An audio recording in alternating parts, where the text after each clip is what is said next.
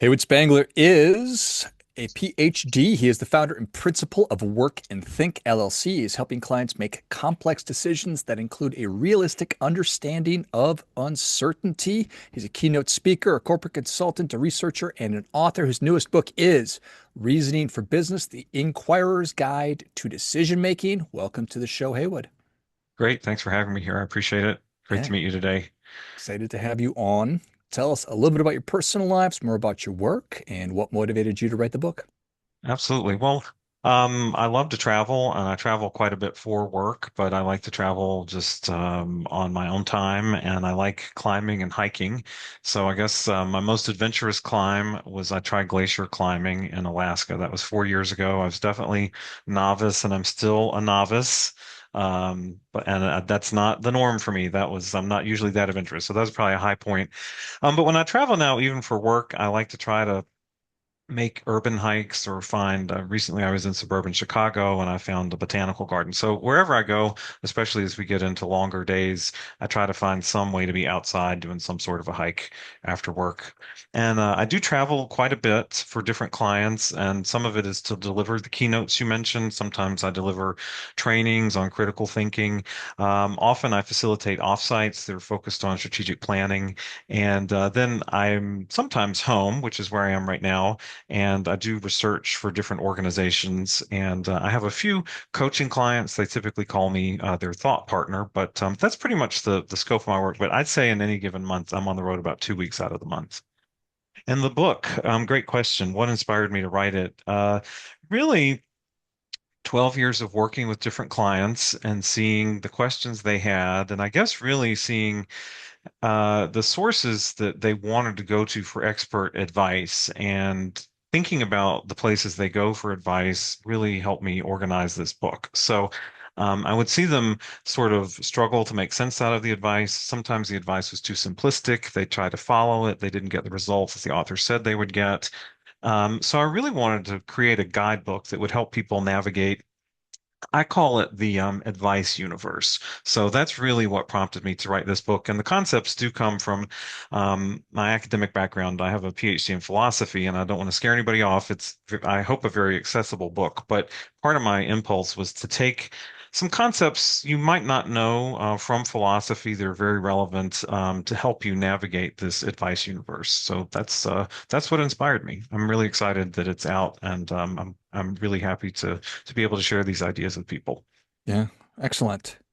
So when people ask you what you do, what do you tell them?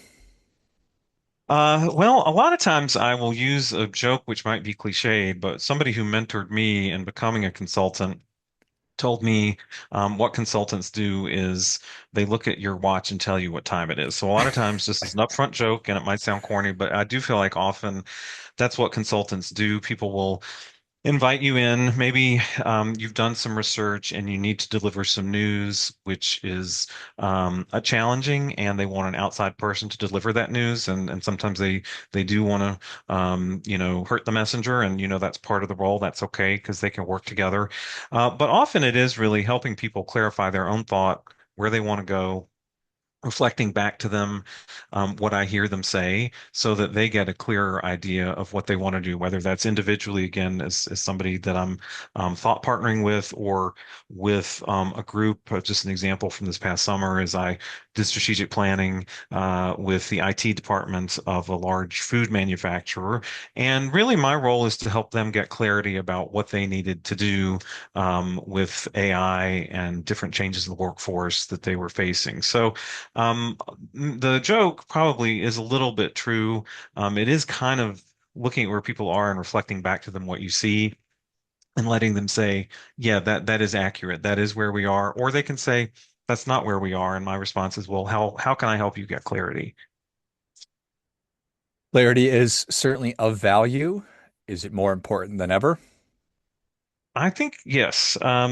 Again, partially because there's so much, as I said, I call it the advice universe, but there's so much in public discourse. There's so much produced in popular science that I think it is very important to be able to distill not just what's credible, but also what's relevant and what you need to know to solve a particular problem. And I've facilitated some sort of critical thinking for at least 14 years now. And I really have seen people, I guess I'll use the word evolve.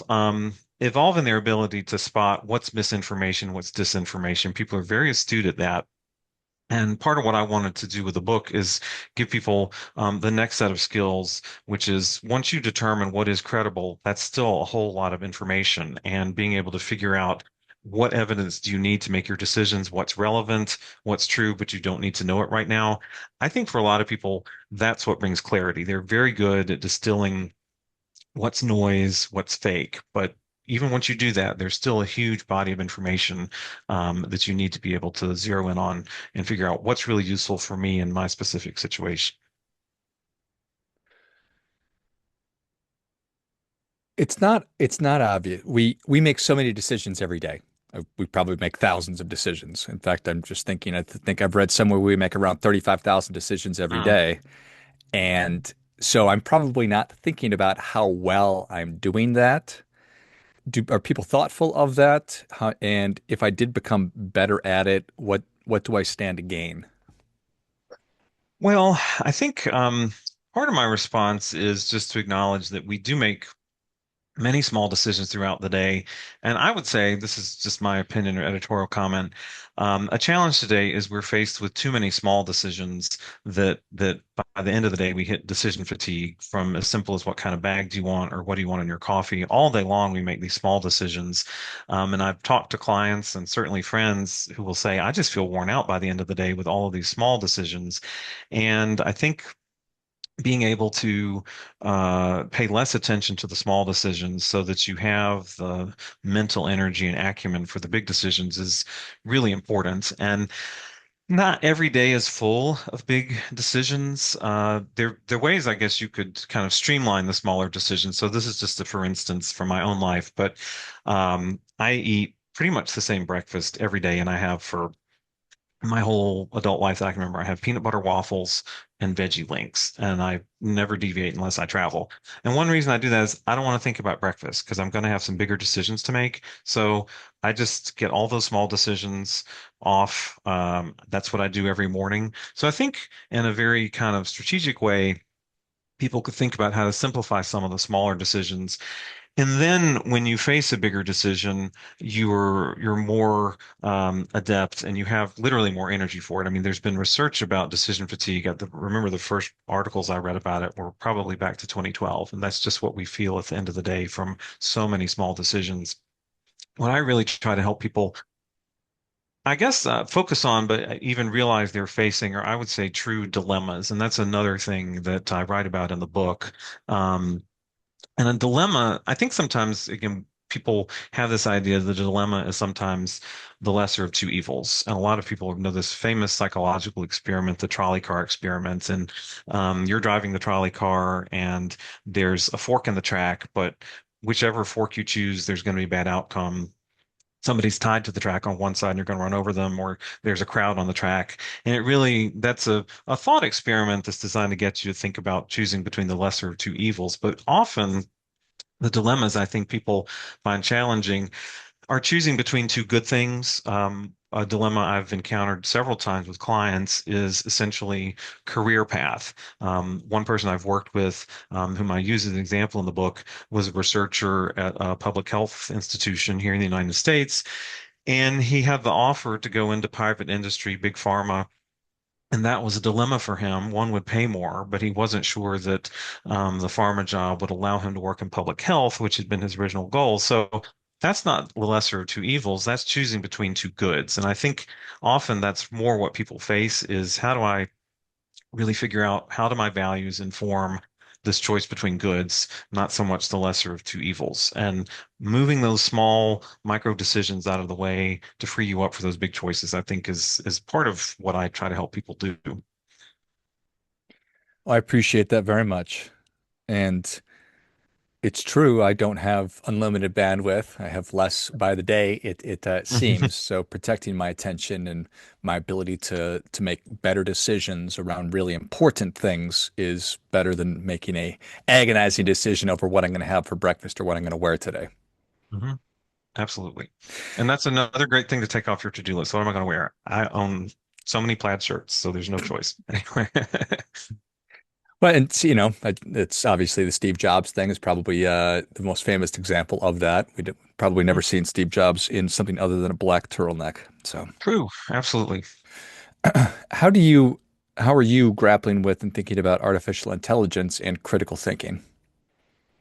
Well, I think the first, I mean, I've thought about it a lot, and it came up through, I guess, a few different opportunities with clients. So one opportunity was a client that's a consultant, a large consulting company, and they invited me to give some brown bag lunches to really talk about the ethics of AI, and particularly when AI achieves this potential it has to self-teach and self-direct and not need any human supervision. And I was actually just rereading last night about the need for human supervision to check in on what AI is doing and leave ultimate decision-making authority with AI. So I've given a lot of thought to if AI can develop to that self-directed level, should it? And to me, that's an ethical question.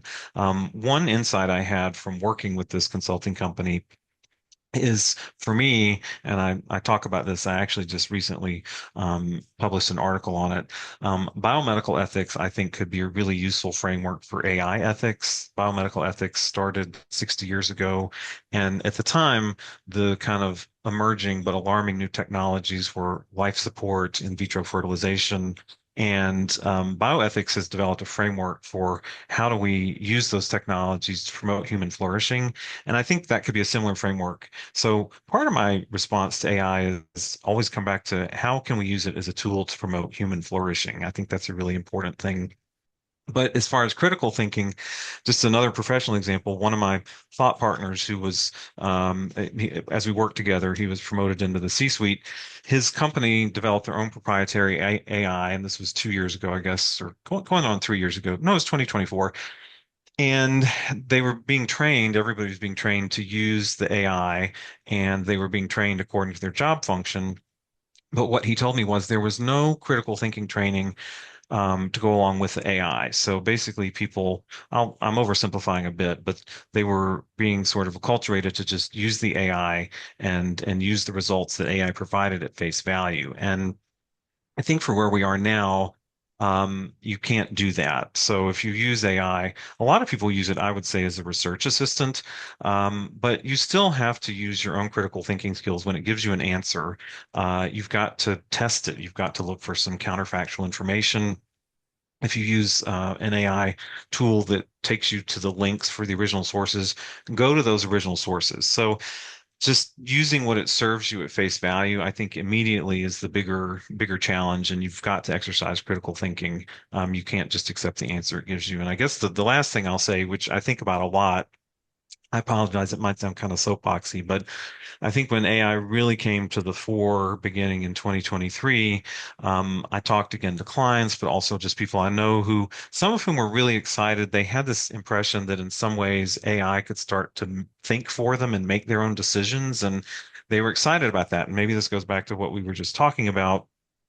They were, worn out with decision fatigue. But my basic question to them was and would still be, our ability to think and make decisions is part of what makes us human. And why do you want to give that up and delegate it? Or I would also kind of ask sarcastically, all the time you save when you're not making big personal decisions, what are you going to be doing with it? Because, thinking and making decisions to me is part of what we do as humans. So that last comment, maybe I hope it didn't sound too soapboxish, but I do try to push people on thinking, why do you want to kind of abdicate some of your decision-making responsibility?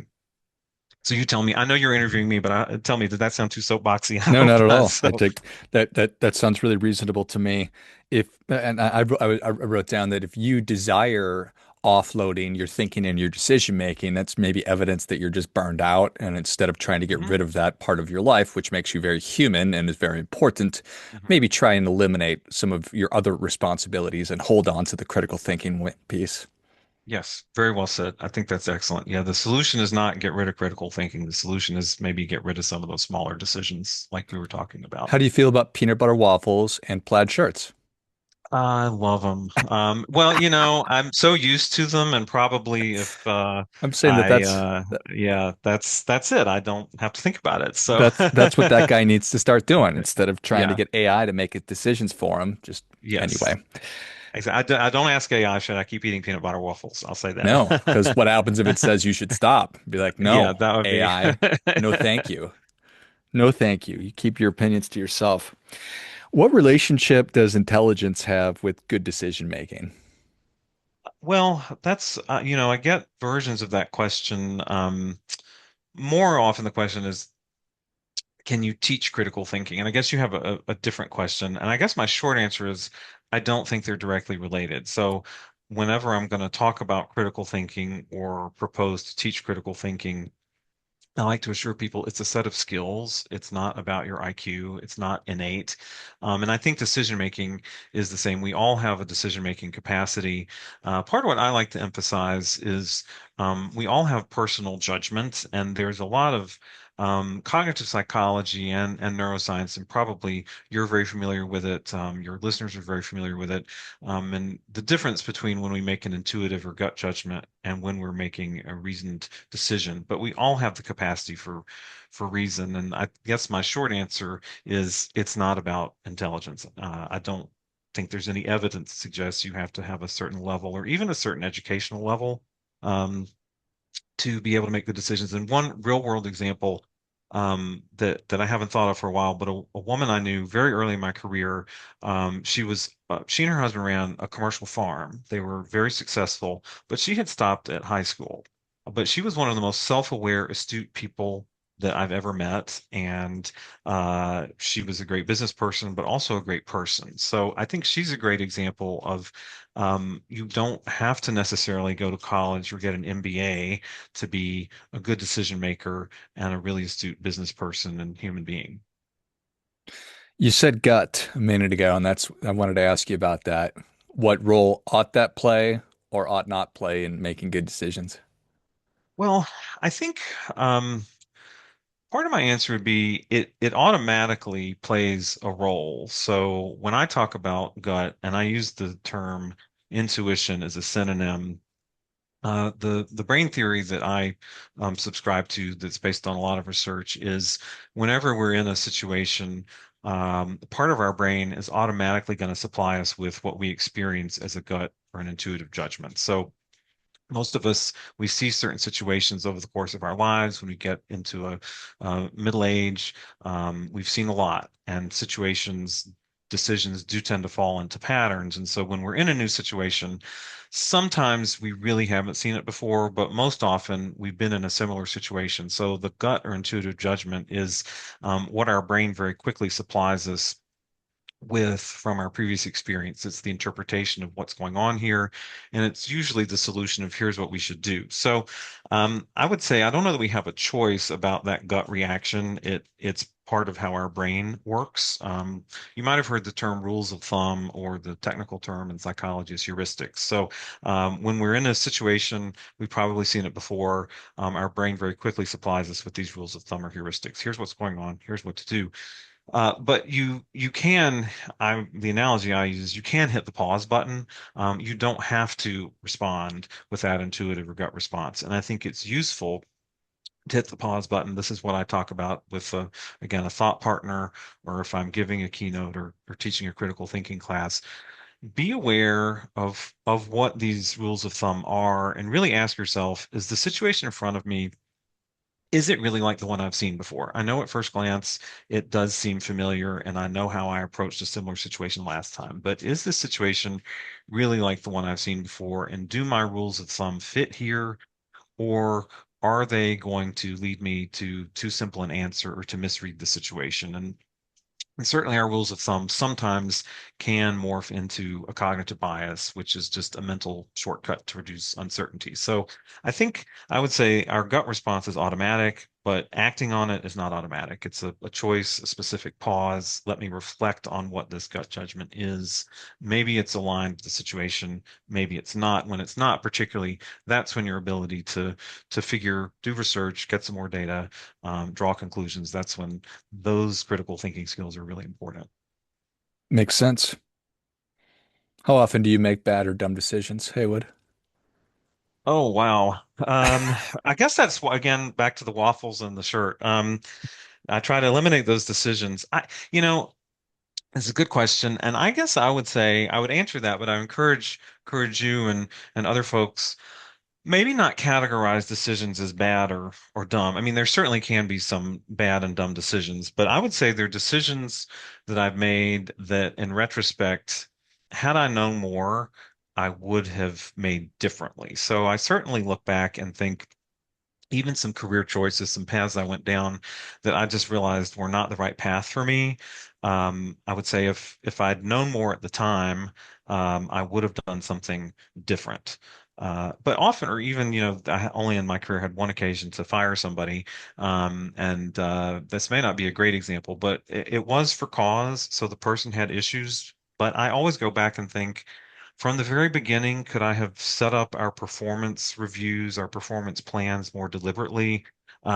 So I think I certainly reflect on decisions and how I could have made them differently and lessons learned. And I guess I would encourage people not to think of bad. And what's a dumb decision? When I was young, I was in the sun too much, so now I go to the dermatologist a lot. That was dumb, and I knew at the time that there were risks. So certainly there are some decisions I would say were dumb. More decisions I would say, in retrospect, would I do them over? Yes, and I would focus on the lesson learned that I can bring forward.